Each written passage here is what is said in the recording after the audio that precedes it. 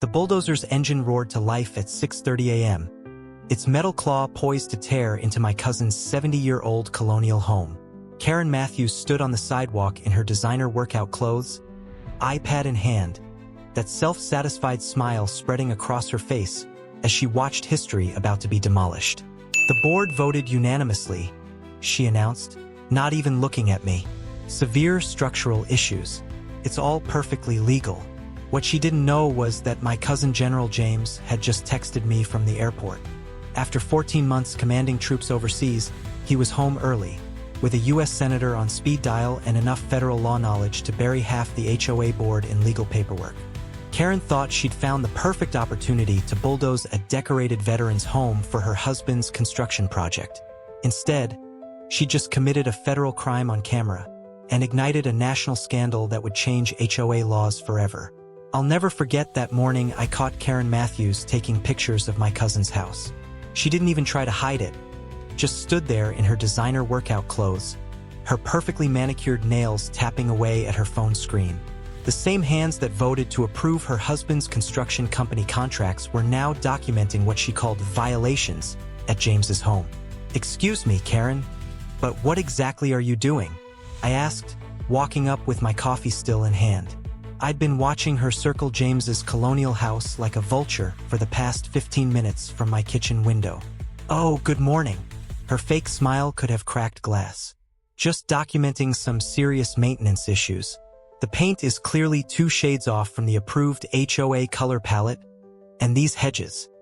She gestured dramatically at the perfectly trimmed bushes my cousin's daughter and I maintained every weekend. "They're at least half an inch above regulation height." I took a deep breath, remembering that James taught me to always keep my cool. "Karen, James is literally serving our country right now. He's a general, and this house has been in our family for 4 generations. The paint was approved 3 years ago by the previous board. Rules change, dear." She typed something into her phone.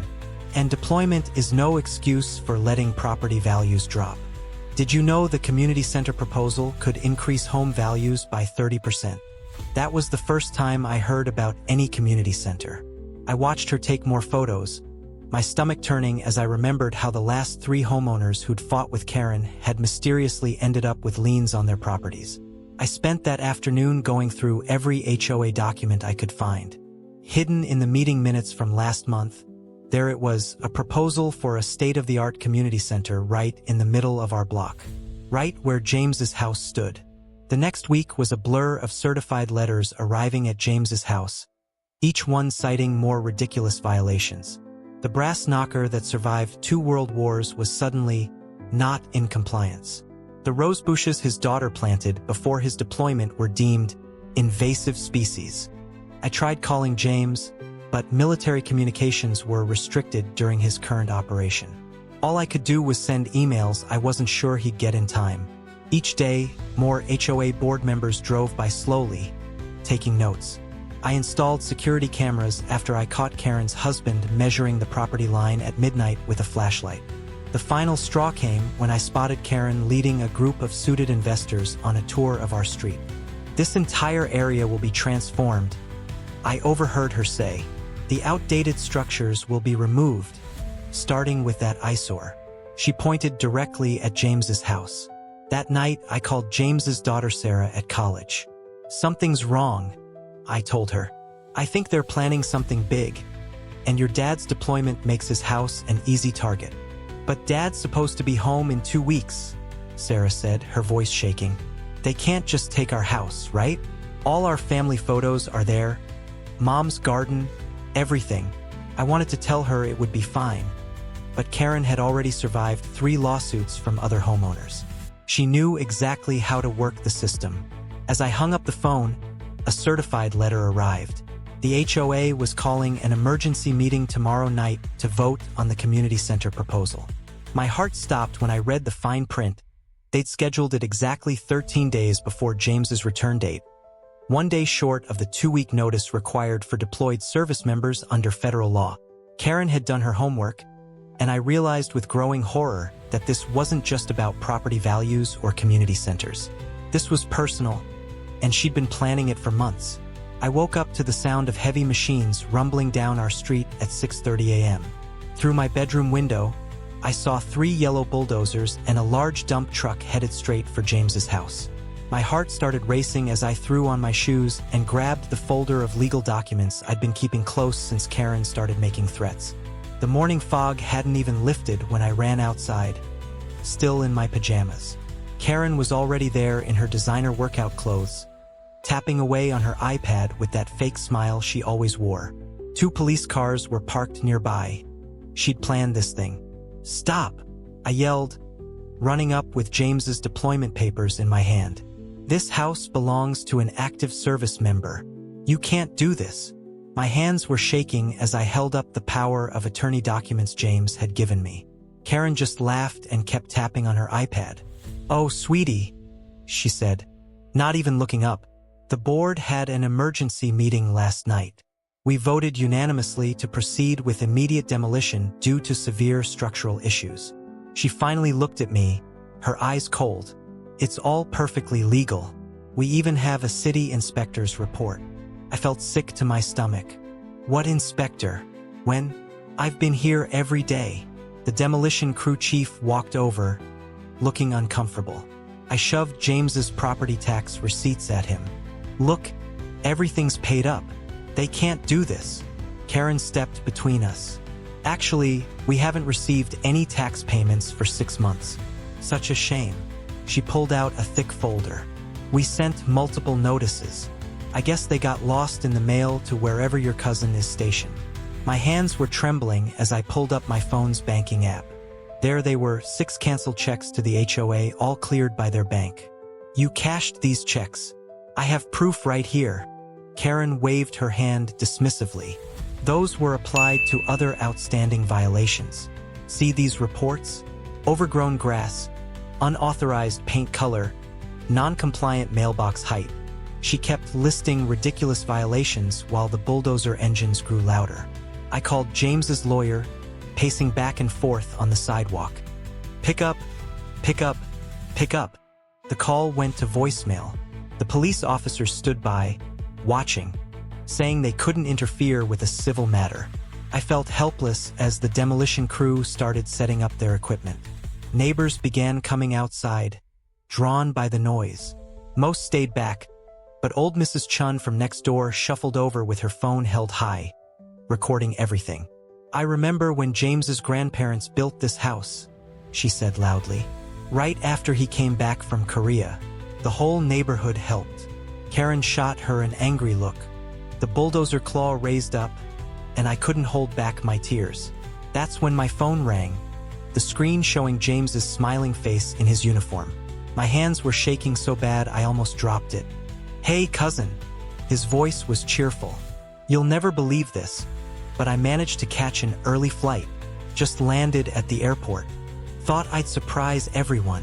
I stared at the bulldozer inching toward his front porch where we used to drink lemonade in the summer. The porch swing where his daughter learned to read. The window of the room where his wife spent her last days. "James," my voice cracked. "You need to get here right now. Karen. They're about to." The crunch of wood splitting cut me off as the bulldozer claw took its first bite out of our family's history. Behind me, Karen was already on her phone too. "Yes, honey, they're starting now. Make sure your crew is ready to break ground for the community center next week. The permits? Don't worry about those. I've got it all handled." The roar of the bulldozer drowned out everything else as I watched my cousin's life being torn apart, praying he would make it in time. I'll never forget how the morning sun caught the general stars as James stepped out of my car. The bulldozer operator's face went white as a sheet, his hand frozen on the controls that were midway through destroying our grandparents' bay window. That beautiful stained glass our grandmother had picked out in 1962 lay shattered across the front lawn like broken dreams. Karen was in the middle of a speech about community progress to a small crowd of neighbors when she spotted James. Her perfectly styled hair seemed to deflate as he walked past her without even a glance. The only sound was his polished dress shoes crunching over broken glass and splintered wood. I watched my cousin, who had faced down warlords and terrorists, bend down to pick up his daughter Emma's first ballet trophy from the wreckage. The gold plastic dancer was snapped in half. He tucked it gently into his uniform pocket. His face calm but his eyes burning with the kind of quiet fury I'd only seen once before, when he got the news about his wife's cancer. "Ma'am," he addressed Karen with such military courtesy it made her flinch. "I believe you're standing on my property." He pulled out a weathered document from his briefcase. "This land deed dates back to 1947, when my grandfather returned from World War II. I'm curious about when exactly the HOA acquired the right to demolish it." Karen tried to recover, waving her HOA papers like a shield. "The board's decision was unanimous, General. Your cousin was informed. We have all the proper documentation for—" James held up his hand, and Karen stopped mid-sentence like a schoolgirl caught passing notes. He pulled out his phone, pressed a single number on speed dial, and waited. The crowd of neighbors leaned in, not wanting to miss a word. "Bill? Yes, it's James. Remember that talk we had about local government overreach?" He paused, looking straight at Karen. "Well, you won't believe what I'm looking at right now. Yes, that property. The one my grandfather willed to me. The one protected under the Service Members Civil Relief Act." Karen's face changed from red to pale as James mentioned the federal law protecting deployed service members' property rights. But it was his next words that made her grab her designer purse like a life preserver. "Yes, Senator Williams. I think your committee would be very interested in how the HOA handled this situation." He listened for a moment. "And bring the press? That's very thoughtful of you, Bill. See you in an hour."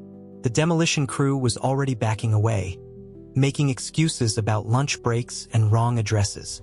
Karen's husband Tom, who I'd seen bragging at the mailbox about his construction company's guaranteed contract for the new community center, was suddenly very interested in his shoes.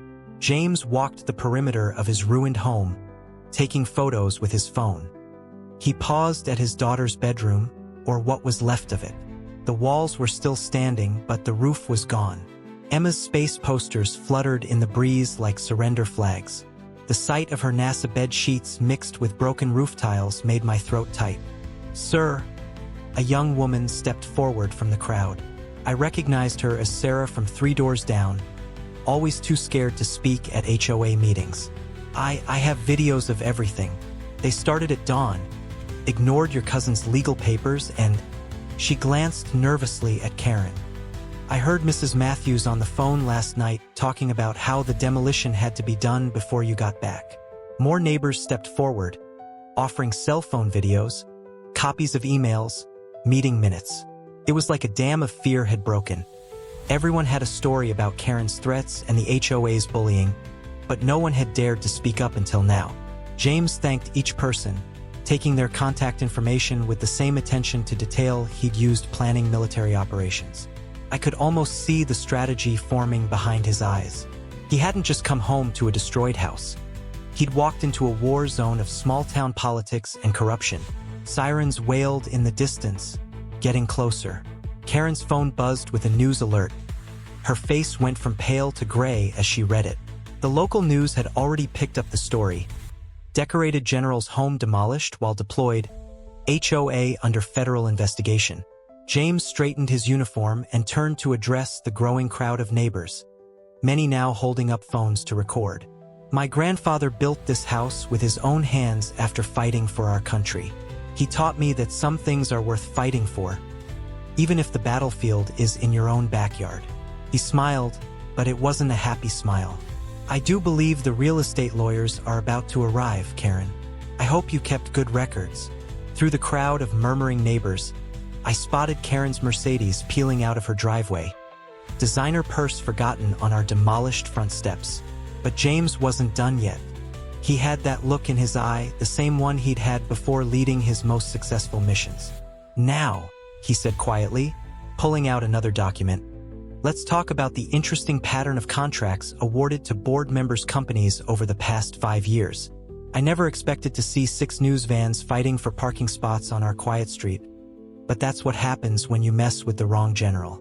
The morning started with Senator Williams marching up our driveway like he was heading into battle himself. He took one look at the rubble of James's home and pulled out his phone. "Get me the state attorney general," he barked. "Now!"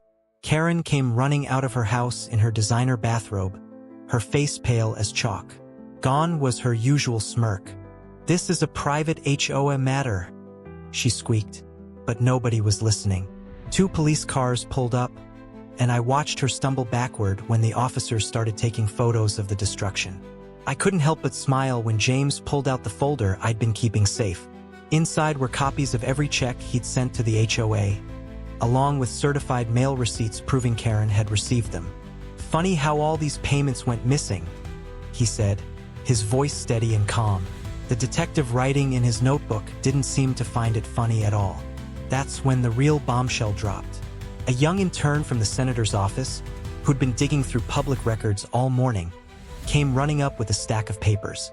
"Sir, you need to see this," she called out. The documents showed that Karen's husband's construction company had won the bid for the community center 3 months ago, before the HOA had even voted on the project. The reporters were having a field day. One of them discovered that Karen had sent violation notices to 3 other deployed service members' homes in the past year. Another found out she tried to force an elderly couple out last summer, claiming their garden gnomes were destroying property values. James stood in the middle of it all, still in his uniform, helping the forensics team salvage what they could from his crushed home. He didn't rage or yell like Karen, who was now screaming at her husband on her phone in her driveway. Instead, he carefully placed each recovered photo in metal evidence bags, telling the story behind each one to the growing crowd of neighbors who'd come to support him. That's when Karen made her biggest mistake. She marched over, waving a thick HOA rule book. Page 394 clearly states that the board has emergency powers to remove hazardous structures, she shouted. The crowd went silent. James turned to her slowly, and in that moment, I saw why he'd risen to the rank of general. "Karen," he said quietly, "my great-grandfather built this house after returning from World War II. He used his own 2 hands to lay these bricks you just crushed. Tell me, what was the emergency?" She opened and closed her mouth like a fish out of water. The cameras were rolling. Everyone waited. Then Bill, who'd been our mailman for 20 years, stepped forward. "I have something you all need to see," he said, pulling out his phone. He'd taken a video yesterday of Karen and her husband walking around James's property, measuring and marking spots.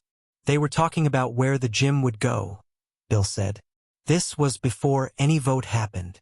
The state attorney general himself arrived just as Karen's husband pulled up in his Mercedes. He took one look at the scene and tried to drive away, but a police car was already blocking his exit. Inside his briefcase, they found the real smoking gun. Blueprints for the community center dated 2 months before James's house was even marked for demolition. But Karen had one last desperate card to play, and none of us saw it coming. She pulled out a document that made James's face turn white. In his hand was something that could change everything. A forged letter, supposedly from James, giving permission to renovate the property. The signature looked convincing, but James's daughter, who had just arrived at the scene, took one look and laughed. "Dad never signs his name that way," she said.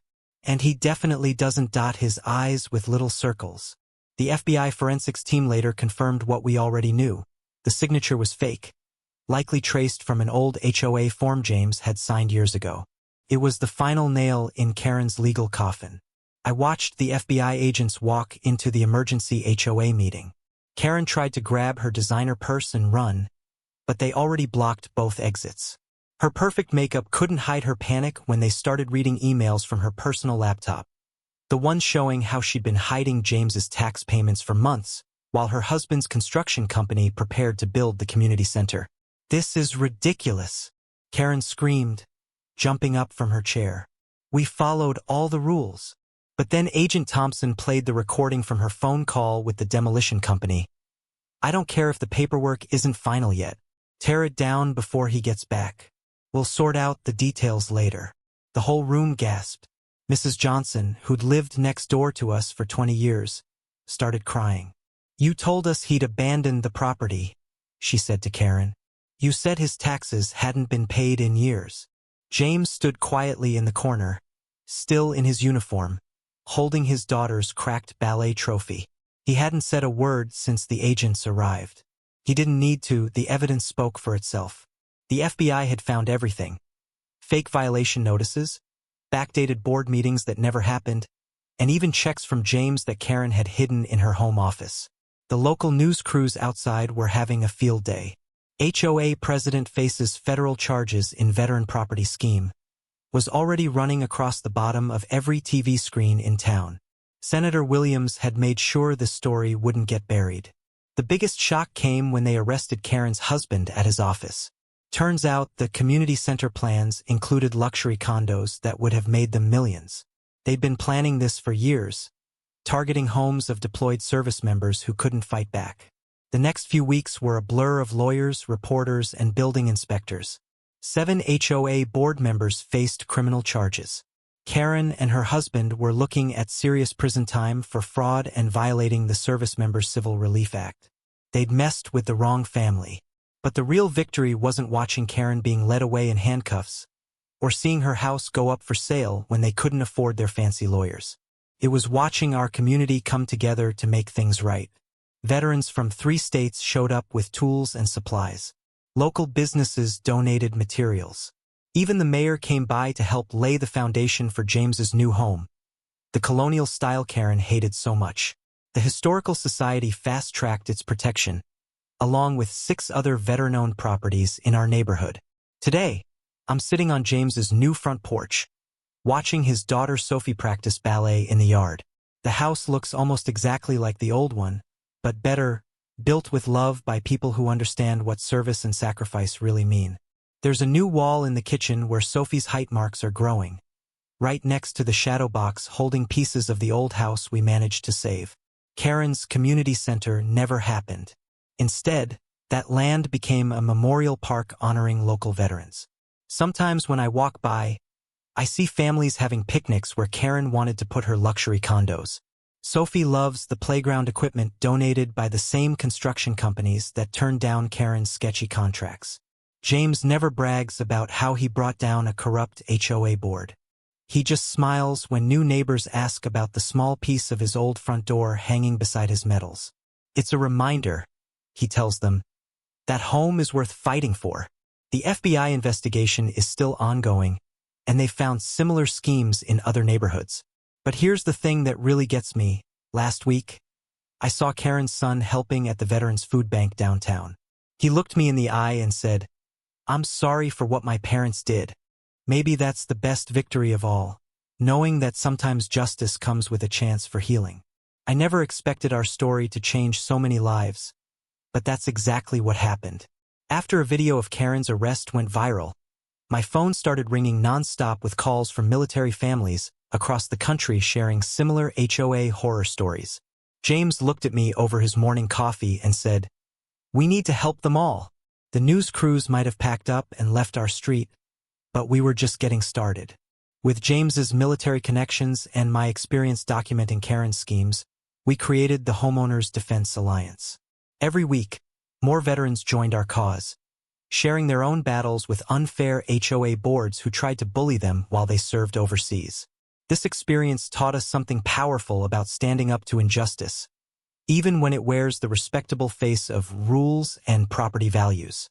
We learned that sometimes the greatest threats don't come from obvious enemies, but from people who abuse their authority while hiding behind regulations and procedures. James often says that fighting for your country means nothing if you can't fight for your own home when you return. The freedoms we defend overseas shouldn't disappear when we face HOA boards or local officials who've forgotten the meaning of community. What happened in our neighborhood sparked a national conversation about how we treat our service members and veterans. New laws now protect deployed military families from predatory HOA practices, and oversight committees ensure that emergency demolitions can't happen without proper due process. But perhaps the most important lesson came from watching our neighbors transform from silent bystanders into active community members. Fear had kept them quiet while Karen abused her power, but courage proved contagious once someone was willing to take the first stand. As James tells the new military families who move into our neighborhood, the strongest defense against tyranny isn't just knowing your rights. It's having neighbors who will stand beside you when those rights are threatened. If this story resonated with you, you're not alone. Thousands of homeowners, especially military families, face similar battles every day against overreaching HOAs and local authorities who count on people being too busy or intimidated to fight back. Has an HOA ever targeted you or someone you know? Share your experience in the comments below. Your story might help others recognize warning signs or know their rights before it's too late. Our Homeowners Defense Alliance now offers free resources for military families dealing with HOA issues. Visit our website at homeownersdefense.org to access legal templates, know your rights guides, and connect with volunteer attorneys who specialize in property rights. Don't forget to like and subscribe if you want to see more stories about standing up to bullies who hide behind rulebooks and regulations.